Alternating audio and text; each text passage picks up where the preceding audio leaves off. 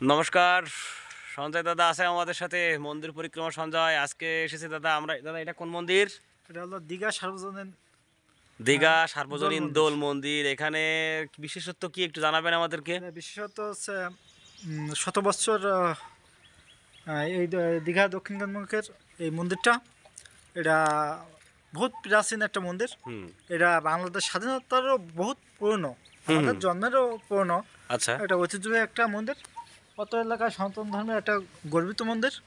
এখান থেকে আমাদের নাম, ষোলো নাম প্রতিষ্ঠা সর্বপ্রথম আচ্ছা আচ্ছা খুলনা ডিস্ট্রিক্টের পাইগাছা উপজেলায় নাম বিতরণ হয়। আচ্ছা আচ্ছা। এটা খুব প্রাচীনতম একটা মন্দির। আরেকটি জন্য কি মেসেজ শুনলাম যে এই মন্দিরের এই যে যজ্ঞটা হয়, এটা নাকি আমাদের পঞ্জিকায়, যে আমাদের যে বর্ষপঞ্জিকা হ্যাঁ আছে, হ্যাঁ, ভারতীয় বর্ষপঞ্জিকা বলে থাকেন বা বাংলাদেশের এটা যে। বেনিমাধব শীলের পঞ্জিকায় হুম হুম হুম। এটা লিপিবদ্ধ আছে, কখন কোন টাইমে এই পূজা পার্বণ হয় সেটা সম্পূর্ণ আঙ্গিকে এটা লিপিবদ্ধ আছে।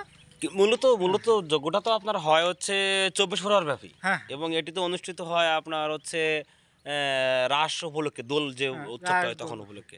তো ঠিক আছে দর্শক, সকল ভক্তদেরকে অংশগ্রহণ। অংশগ্রহণ করার জন্য আগামী রাসে এখানে যখন আপনার কৃষ্ণ নাম অনুষ্ঠিত হবে, নামযজ্ঞ অনুষ্ঠিত হবে, মহানাম সংকীর্তন, আপনাদের সকলকে এখানে আসার জন্য দাদা অনুরোধ করেছেন। ও আরেকটি বিষয়, সেটা হচ্ছে যে আপনারা যারা আমাদের এই ভিডিওটি দেখছেন, তারা আপনাদের নিকটস্থ যে বন্ধুগুলো আছে, যারা ধর্মের প্রতি একটু বেশি আপনার হচ্ছে আগ্রহী, জানার জন্য আগ্রহী, দেখুন আজকে আমরা কিন্তু একটি প্রাচীন মন্দির দেখতে পাচ্ছেন, এটা দেখানোর চেষ্টা করেছি। আমরা অনেক চেষ্টা করছি, আপনারা সবাই দেখবেন। দাদা কিছু বললে বলুন।